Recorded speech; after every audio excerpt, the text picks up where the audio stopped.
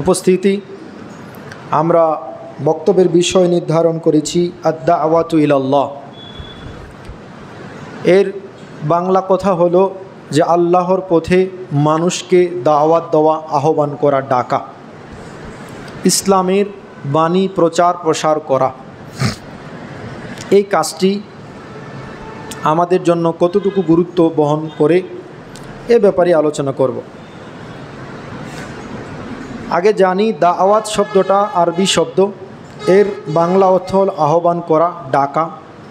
এই কোরআন মাজিদে এবং হাদিসে আদ-দাওয়াতু ইলাল্লাহ এটাকে বিভিন্ন ভাষায় এসেছে, যেমন আন-নাসিহা কল্যাণ কামনা করা, আল ওয়াজ করা, মানুষকে উপদেশ দেওয়া, এবং আল আমরু বিল মারুফ ওয়ান নাহয়ু আনিল মুনকার সৎ কাজের আদেশ এবং অসৎ কাজের নিষেধ ইত্যাদি ইত্যাদি। আরও বিভিন্ন জায়গায় বিভিন্নভাবে বিভিন্ন শব্দেই আদ-দাওয়াতু ইলাল্লাহকে বোঝানো হয়েছে। যে ব্যক্তি যিনি আল্লাহর রাস্তায় মানুষকে আহ্বান করে, ডাকে, দাওয়াত দেয়, তাকে বলা হয় আদ-দাঈ ইলাল্লাহ, আল্লাহর পথে আহ্বানকারী। এই আদ-দাওয়াতু ইলাল্লাহ একটি গুরুত্বপূর্ণ বিষয়, আল্লাহর পথে আহ্বান করা একটি গুরুত্বপূর্ণ বিষয়, যার গুরুত্ব পবিত্র কোরআনুল কারীম এবং সহিহ সুন্নাতে বোঝা যায়। আল্লাহ সুবহানাহু ওয়া তাআলা একাধিক জায়গায় তার পথে আহ্বানের কথা বলেছেন, এবং কোন ব্যক্তিরা কারা এই আল্লাহর পথে আহ্বান করবে তারও বিস্তারিত বর্ণনা কোরআন ও হাদিসে এসেছে। যেমন আল্লাহ সুবহানাহু ওয়া তাআলা পবিত্র কোরআনুল কারীমে বলছেন যে কুনতুম খায়রা উম্মাতিন উখরিজাত লিন-নাস তা'মুরুনা বিল মা'রুফ ওয়া তানহাউনা আনিল মুনকার ওয়া তু'মিনুনা বিল্লাহ। সূরা আল ইমরান সূরা নম্বর 3 আয়াত নম্বর 110। আল্লাহ সুবহানাহু ওয়া তাআলা এখানে বলছেন যে কুনতুম খায়রা উম্মাতিন, তোমরা হলে সর্বোত্তম জাতি, তোমরা হলে উত্তম জাতি। কুনতুম খায়রা উম্মাতিন উখরিজাত লিন-নাস, এই উত্তম জাতি তোমাদেরকে মানুষের কল্যাণে, মানুষের উপকারার্থে তোমাদেরকে উদ্ভাবন করা হয়েছে, তোমাদেরকে বের করা হয়েছে। তা'মুরুনা বিল মা'রুফ, তোমরা মানুষকে সৎ কাজের আদেশ দিবে। ওয়া তানহাউনা আনিল মুনকার, এবং তোমরা মানুষকে অন্যায় কাজ থেকে, মন্দ কাজ থেকে মানুষকে নিষেধ করবে। ওয়া তু'মিনুনা বিল্লাহ, এবং তোমরা আল্লাহর প্রতি বিশ্বাস স্থাপন করবে, তোমরা আল্লাহর প্রতি ঈমান আনয়ন করবে। অত্র আয়াত থেকে বোঝা যাচ্ছে যে আল্লাহ সুবহানাহু ওয়া তাআলা এই জাতিকে উত্তম জাতি বলে উল্লেখ করেছেন, যারা কিনা সৎ কাজের আদেশ দিবে, অসৎ কাজের নিষেধ করবে। আর প্রকারান্তে সৎ কাজের আদেশ এবং অসৎ কাজের নিষেধ এটাও আদ-দাওয়াতু ইলাল্লাহর একটি অন্তর্ভুক্ত। আল্লাহর পথে আহ্বান করা হয়। এই আদ-দাওয়াতু ইলাল্লাহ এই কাজটি শুধু কি আমরা করব নাকি আগের লোকেরাও করেছে? যুগে যুগে আল্লাহ সুবহানাহু ওয়া তাআলা নবী রাসূল প্রেরণ করেছেন, এবং এই নবী রাসূলদের মৌলিক একটি দায়িত্ব ছিল এই আদ-দাওয়াতু ইলাল্লাহ, আল্লাহর পথে আহ্বান করা।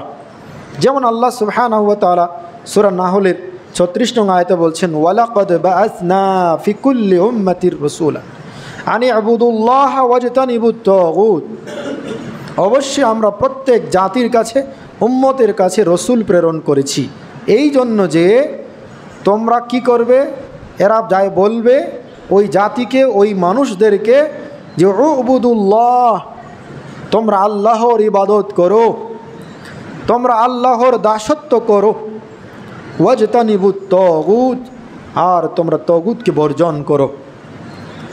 তাগুত হলো শয়তান, তাগুত হলো যারা আল্লাহদ্রোহিতায় লিপ্ত, তারা তাগুত। এবং কি যে ব্যক্তির ইবাদত করা হয় এবং ওই ব্যক্তি ওই ইবাদতে খুশি হয়, সেও তাগুতের অন্তর্ভুক্ত। আজকে নামধারী কিছু পীর মুরিদের লীলা খেলা চলছে। এই মুরিদেরা পীরের পূজা করে, পীরের ভক্ত হয়ে পীরের কাছে বিভিন্ন কিছু চায়, ভক্ত হয়ে তাদের কাছে ধর্ণা দেয় এবং তাদের ইবাদত করে। আর এই ইবাদতে পীরেরা কি হয়, সন্তুষ্ট থাকে। যদি এমন কোনো পীর থাকে তাহলে এই পীর যত নামটাই ভালো হোক না কেন, এই পীরেরা হচ্ছে তগুদের অন্তর্ভুক্ত। এবং কি যার ইবাদত করা হয় সেটা যদি জড় বস্তুও হয় তাহলে সেও তগুদের অন্তর্ভুক্ত। যেমন মূর্তি পূজা করা, ভাস্কর্য পূজা করা, বিভিন্ন খাম্বা পূজা করা, সূর্য পূজা, গাছ পূজা, সাপ পূজা ইত্যাদি অনেক মানুষ শিরকের মধ্যে লিপ্ত রয়েছে। তো যার ইবাদত করা হচ্ছে সেও তগুদ।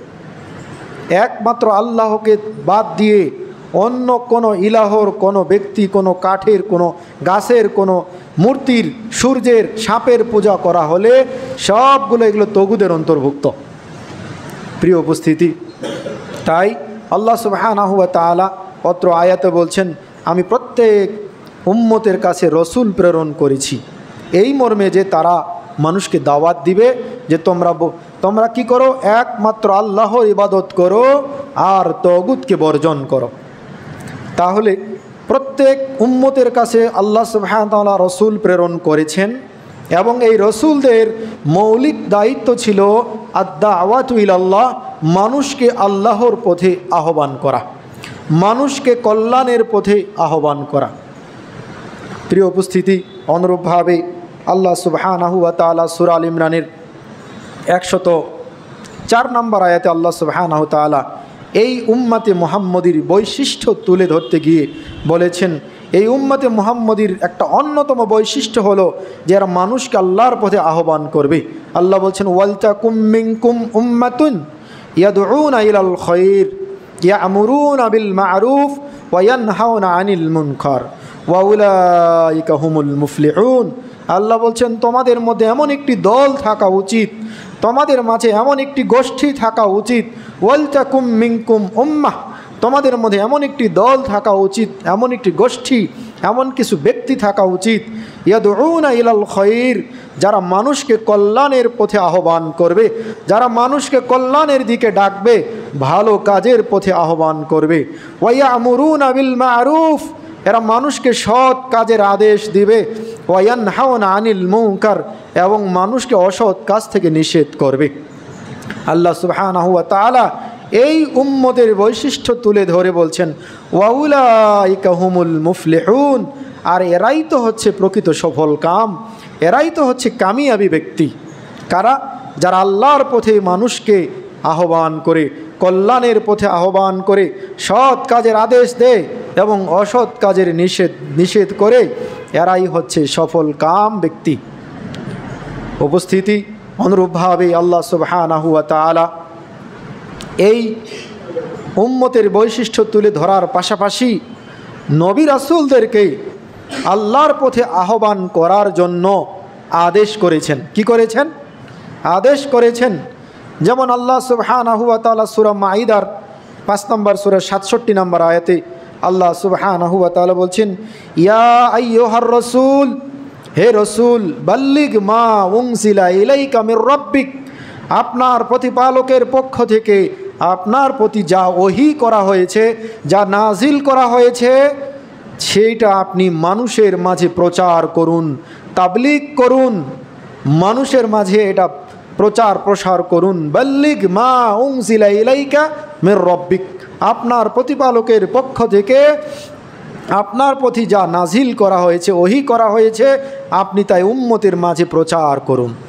তাহলে তাবলীগ করতে হবে, এটা আল্লাহ রাসূল সাল্লাল্লাহু আলাইহি সাল্লাম অর্থাৎ রসুলকে আল্লাহ সুবহানাহু ওয়া তাআলা আদেশ করেছেন। তবে মুরসালিন যারা রয়েছে, যারা নবী রাসূল রয়েছে, তাদের জন্য বিষয়টি খাস, আর এই উম্মতের জন্য আম। এই উম্মত নবী রাসূলদের পরে এই উম্মতের লোকেরা এই দায়িত্ব পালন করবে।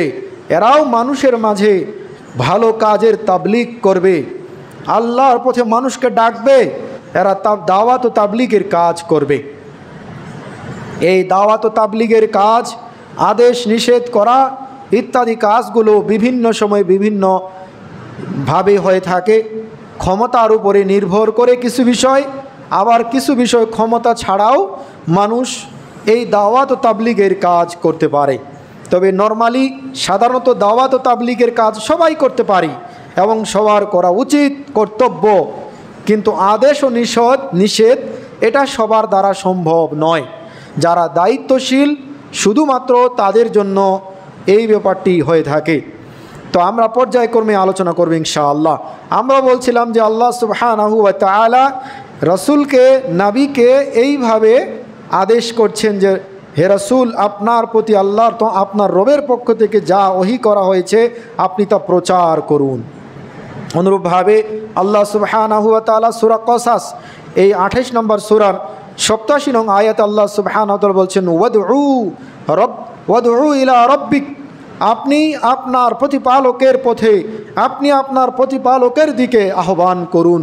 ওয়ালা তাকুনান্না মিনাল মুশরিকিন, আর আপনি মুশরিকদের অন্তর্ভুক্ত হইয়েন না। অত্র আয়াত থেকে বোঝা যায় আল্লাহ সুবহানাহু ওয়া তাআলা রাসূলকে বলছেন, নবী আপনি আপনার প্রতিপালকের দিকে, উম্মতকে, জাতিকে, মানুষকে আহ্বান করুন, আর আপনি মুশরিকদের অন্তর্ভুক্ত হইয়েন না। যদি আমরা আল্লাহ সুবহানাহু ওয়া তাআলার পথে মানুষকে আহ্বান না করি তাহলে অলরেডি মুশরিকদের দাওয়াত দেওয়া হয়, মুশরিকদের অন্তর্ভুক্ত হয়ে যাব। কেন? মুশরিকরা মানুষকে আল্লাহর দিকে আহ্বান করে না, বরঞ্চ যারা মুশরিক তারা শিরকের দিকে আহ্বান করে, তারা আল্লাহ দ্রোহিতার দিকে আহ্বান করে, তারা বিভিন্ন পূজা অর্চনার দিকে মানুষকে আহ্বান করে, অকল্যাণ অমঙ্গলের দিকে আহ্বান করে, অন্ধকারের দিকে, বর্বরতার দিকে আহ্বান করে। পক্ষান্তরে আল্লাহ সুবহানাহু ওয়া তাআলা এই জাতিকে, এই উম্মতকে নবীর মাধ্যমে আমাদেরকে বলছেন যে ওয়াদউ ইলা রাব্বিক, নবী আপনি আপনার প্রতিপালকের দিকে আহ্বান করুন। ওয়ালা তাকুনান্না মিনাল মুশরিকিন, আর আপনি মুশরিকদের অন্তর্ভুক্ত হয়েন না। তাই এই উম্মতের মানুষ, এই উম্মত যদি মানুষকে আল্লাহর পথে আহ্বান না করে তাহলে অটোমেটিক্যালি মুশরিকদের অন্তর্ভুক্ত হয়ে যায়।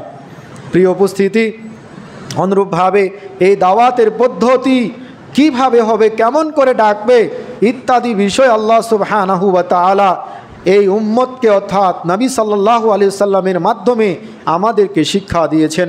অনুরূপভাবে আল্লাহ সুবহানাহু ওয়া তাআলা সূরা আন-নাহল 16 নম্বর সূরার 125 নং আয়াত আল্লাহ সুবহানাহু ওয়া তাআলা এই কথা বলছেন যে উদউ ইলা সাবিলি রাব্বিকা বিল হিকমা ওয়াল মাউইদাতিল হাসানা ওয়াজাদিলহুম বিল্লাতি হিয়া আহসান। আল্লাহ বলছেন উদউ ইলা সাবিলি রাব্বিক, আপনি আপনার প্রতিপালকের রাস্তায়, আপনার প্রতিপালকের দিকে আহ্বান করুন। কাকে আহ্বান করুন? এই পৃথিবীবাসীকে আপনি আহ্বান করুন। উদউ ইলা সাবিলি রাব্বিক, আপনি আপনার প্রতিপালকের দিকে মানুষকে, এই জাতিকে, উম্মতকে আহ্বান করুন। আল্লাহ সুবহানাহু ওয়া তাআলা এখানেও নবী সাল্লাল্লাহু আলাইহি ওয়াসাল্লামের মাধ্যমে আদেশ করেছেন, আপনি আপনার প্রতিপালকের রাস্তায়, আপনি আপনার প্রতিপালকের দিকে এই উম্মতকে, এই জাতিকে, মানুষকে আহ্বান করুন। এবং আল্লাহ সুবহানাহু ওয়া তাআলা এই আদেশ করেই কি ক্ষান্ত হয়েছেন, এর পদ্ধতি কী রকম হবে, কেমনে হবে, এই পদ্ধতিগুলোও আল্লাহ সুবহানাহু ওয়া তাআলা বলে দিয়েছেন। এবং আল্লাহ সুবহানাহু ওয়া তাআলা বলছেন যে বিল হিকমা, প্রজ্ঞার মাধ্যমে, হিকমতের মাধ্যমে। হিকমা এটা হতে পারে কোরআনুল কারীম ও আল্লাহ সুবহানাহু ওয়া তাআলার পক্ষ থেকে রাসূলকে যে হিকমা দেওয়া হয়েছে, অর্থাৎ হাদিসের মাধ্যমে, এই কোরআন ও সুন্নাহের মাধ্যমে মানুষকে আহ্বান করা, এটাই হলো হিকমা। উদউ ইলা সাবিলি রাব্বিকা বিল হিকমা ওয়াল মাউইদাতিল হাসানা, হিকমার মাধ্যমে ডাকতে হবে এবং মাউইদাতিল হাসানা, উত্তম পন্থায়, উৎকৃষ্ট পন্থায়, মাউইদাতিল হাসানা, কল্যাণকর ভালো পন্থায় মানুষকে ওয়াজ নসিহত করতে হবে। সুন্দরতম পদ্ধতিতে মানুষকে সংশোধনের উদ্দেশ্যে ওয়াজ নসিহত করতে হবে।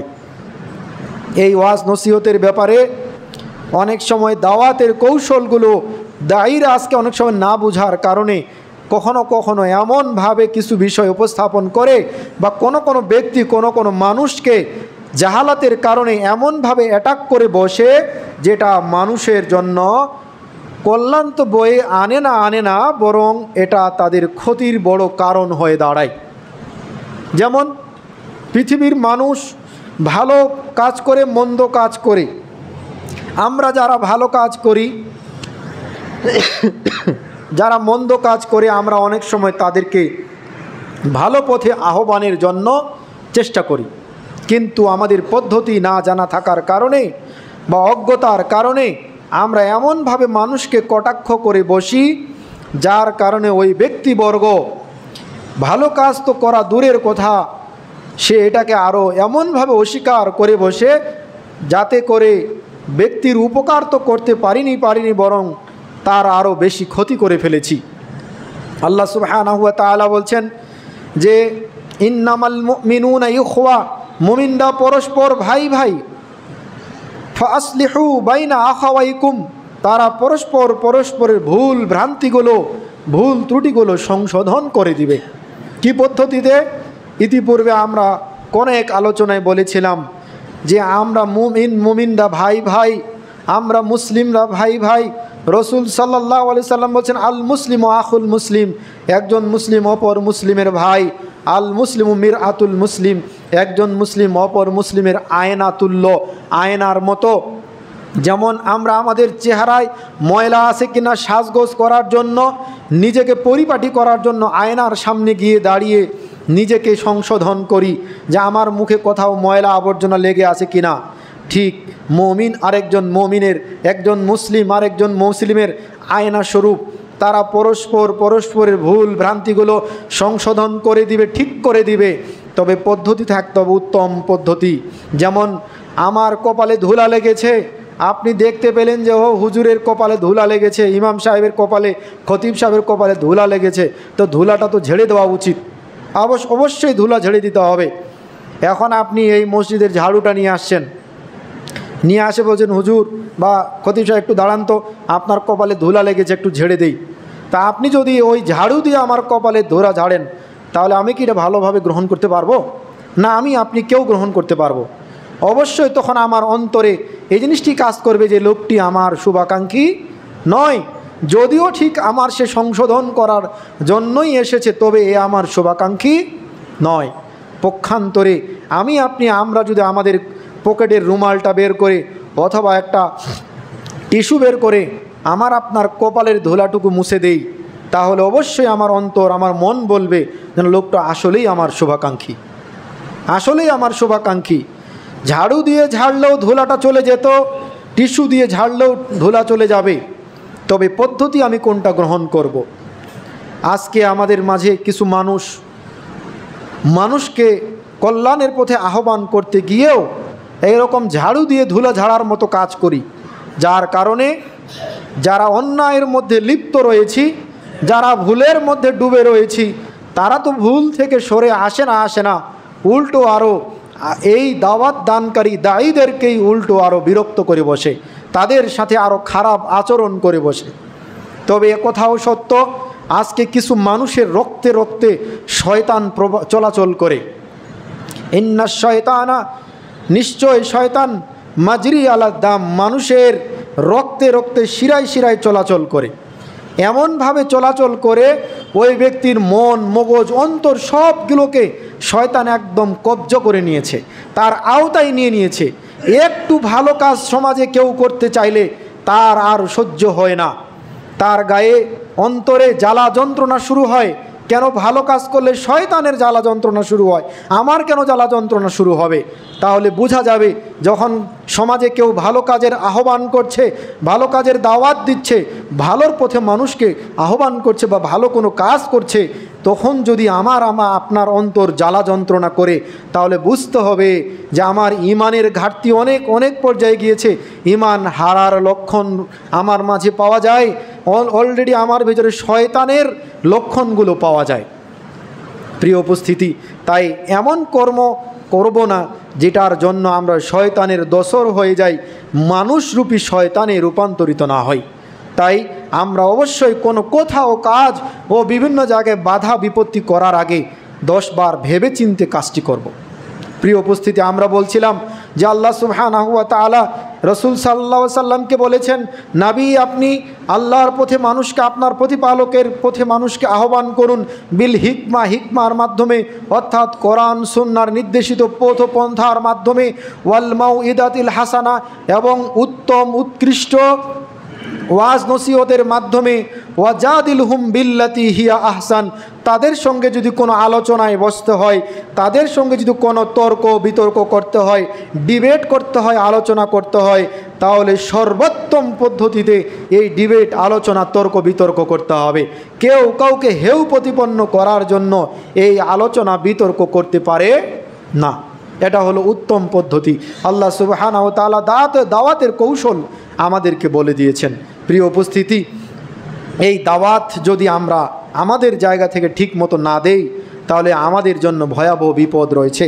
আমরা খুতবার সূচনা লগ্নে দু একটি কথা বলছিলাম যে আমরা যখন কল্যাণকর বিষয় দেখব তখন আমাদের তো ভালো লাগবে, কিন্তু অকল্যাণকর বিষয় যদি দেখি তাহলে আমাদেরকে খারাপ লাগবে। যদি খারাপ লাগে তাহলে বুঝবো যে আমার অন্তরে ঈমান রয়েছে। আর যদি খারাপটা দেখার পরেও যদি খারাপ না লাগে, তাহলে আমাদেরকে বুঝতে হবে আমার ঈমান হারার লক্ষণ পাওয়া গিয়েছে। রাসূলুল্লাহ সাল্লাল্লাহু আলাইহি ওয়াসাল্লাম বলেছেন, মান রাআ মিনকুম মুনকারান, তোমাদের মধ্য থেকে কোনো ব্যক্তি যখন অকল্যাণকর, অমঙ্গল, মন্দ কোনো কাজ, ফাহিশা কাজ, বর্বর, নোংরা, বেহায়াপনা কোনো কাজকর্ম দেখবে, মান রাআ মিনকুম মুনকারান ফাল ইউগাইয়িরহু বিয়াদিহি, সে যেন তার বাহুবল দ্বারা, তার হস্তশক্তি দ্বারা, তার হাত দ্বারা যেন এটাকে প্রতিহত করে, প্রতিরোধ করে। ফাইল্লাম ইয়াস্তাতি, যদি এতে সক্ষম না হয়, ফাবি লিসানি, তাহলে বক্তব্যের মাধ্যমে ওয়াজ নসিহতের মাধ্যমে, কথনের মাধ্যমে এটাকে প্রতিবাদ করা। ফাইল্লাম ইয়াস্তাতি, যদি এতেও সক্ষম না হয়, ফাবি কলবি, তাহলে অন্তর দিয়ে এটাকে ঘৃণা করতে হবে এবং অন্তরে কামনা রাখতে হবে এটা কিভাবে প্রতিরোধ করা যায়, এটাকে কিভাবে এই অন্যায় অপকর্মকে বন্ধ করা যায়, এই কল্পনা থাকতে হবে। যদি এই অন্তরে ঘৃণাটুকু না থাকে খারাপ কাজ দেখার পরে, খারাপ অন্যায় অশ্লীলতা দেখার পরে, তাহলে বুঝতে হবে আমার ঈমান হারার লক্ষণ পাওয়া গিয়েছে। তাহলে বুঝতে হবে আমার ঈমান ভিতরে আর নেই, আমার ভিতরে ঈমান চলে গিয়েছে, ভিতর থেকে ঈমান হারার লক্ষণ প্রকাশ পেয়েছে। তাই আমাদের সমাজে যখন অন্যায় অপকর্ম আমরা দেখব, আমাদের সাধ্য অনুযায়ী, আমাদের ক্ষমতা অনুযায়ী আমরা এগুলোকে প্রতিবাদ করার চেষ্টা করব। আল্লাহ সুবহানাহু ওয়া তাআলা আমাদেরকে তৌফিক দান করুন, আল্লাহুম্মা আমিন। প্রিয় উপস্থিতি, এই প্রতিরোধ, আদেশ নিষেধ করতে গেলে, কাউকে আদেশ করতে গেলে, কাউকে নিষেধ করতে গেলে লাগে ক্ষমতা, লাগে শক্তি, লাগে অভিভাবকত্ব। তাই আল্লাহ রাসূল সাল্লাল্লাহু আলাইহি ওয়াসাল্লাম বলছেন, আলা কুল্লুকুম রাইন, সাবধান, জেনে রাখো তোমরা প্রত্যেকেই দায়িত্বশীল, ওয়া কুল্লুকুম মাসউলুন আন রাইয়াতিহি, আর তোমরা প্রত্যেকেই তার দায়িত্ব সম্পর্কে জিজ্ঞাসিত হবে। আল আমিরুল্লাযী ফাল আমিরুল্লাযী আই ইমামুল্লাযী আলান নাসি রাইন, প্রত্যেক দেশের শাসক, প্রত্যেক দেশের অভিভাবক হচ্ছে শাসক। প্রত্যেক ইমাম অথবা আমির, শাসক, প্রধানমন্ত্রী যারা রয়েছেন, দেশের প্রধান জায়গায় যারা রয়েছেন, তারা এক একজন হচ্ছেন প্রধান, দায়িত্বশীল, অভিভাবক। আলান্নাস রাইন আলান্নাস মাসউলুন আন রাইয়াতিহি, তিনি এই দায়িত্ব সম্পর্কে, মানুষের সম্পর্কে তিনি জিজ্ঞাসিত হবেন। অর্থাৎ যারা প্রধান দায়িত্বে থাকবে তারা যদি ভালো কাজের আদেশ না করে, মানুষকে যদি খারাপ কাজ থেকে নিষেধ না করে, আর এই জন্য ওই দায়িত্বশীলরা জিজ্ঞাসিত হবে, মানে প্রশ্নের সম্মুখীন হয়ে পড়বে। অনুরূপভাবে রাসূলুল্লাহ সাল্লাল্লাহু আলাইহি ওয়াসাল্লাম বলছেন, ওয়ার রাজুলু রাইন আলা আহলি বাইতিহি, আর প্রত্যেক ব্যক্তি তার পরিবারের দায়িত্বশীল। ওয়াহুয়া মাসউলুন আন রাইয়াতিহি, তিনিও তার দায়িত্ব সম্পর্কে, তার পরিবারের দায়িত্ব সম্পর্কে তিনি জিজ্ঞাসিত হবেন। প্রত্যেক পরিবারের অভিভাবক হতে পারে, পিতা হতে পারে, বড় ভাই, বা যেভাবেই আপনি দায়িত্বশীল হন না কেন, আপনি পরিবারের প্রধান দায়িত্বশীল হিসেবে আমরা আমাদের পারিবারিক সদস্যদের ব্যাপারে জিজ্ঞাসিত হব। এইভাবে একজন সমাজের মানুষ, একেবারে রাষ্ট্রের প্রধান থেকে শুরু করে, একেবারে ইউনিয়ন পর্যায়ের কাউন্সিলর থেকে শুরু করে পরিবারের প্রধান পর্যন্ত, যে যেখানে রয়েছি দায়িত্বশীল অভিভাবক, আমরা প্রত্যেকের দায়িত্ব সম্পর্কে জিজ্ঞাসিত হব। এবং রাসূল সাল্লাল্লাহু আলাইহি ওয়াসাল্লাম বলছেন, ওয়াল মারআতু রাইয়াতুন, একজন নারীও দায়িত্বশীল। ওয়া হুয়া মাসউলাতুন আন আহলি বাইতি জাউজিহা, সে তার স্বামীর পরিবার সম্পর্কে জিজ্ঞাসিত হবে, ওয়ালাদিহি, এবং তার সন্তানদের সম্পর্কে সে জিজ্ঞাসিত হবে। প্রিয় উপস্থিতি, তাই আমরা যে যেখানে রয়েছি প্রত্যেকেই প্রত্যেক জায়গায় দায়িত্বশীল। আমি অভিভাবক, আমার সন্তান সালাত পড়ছে কিনা, ভালো কাজ করছে কিনা, অন্যায়ের সাথে জড়িত কিনা, এগুলো সব দায়িত্ব আমার উপরে। এইগুলোর জন্য আমি জিজ্ঞাসিত হব। আমার ইউনিয়নের লোকেরা খারাপ কাজ করছে না, ভালো কাজ করছে, আমি যদি আমার ক্ষমতার জায়গা থেকে যদি সৎ কাজের আদেশ না করি, অসৎ কাজের নিষেধ না করি, তাহলে আমি চেয়ারম্যান, মেম্বার, মোড়ল, দায়িত্বশীল হিসাবে আমিও জিজ্ঞাসিত হব। আল্লাহ সুবহানাহু ওয়া তাআলা আমাদের প্রত্যেকেরই প্রত্যেক জায়গার দায়িত্ব যথাযথভাবে পালন করার তৌফিক দান করুন। আল্লাহুম্মা আমিন।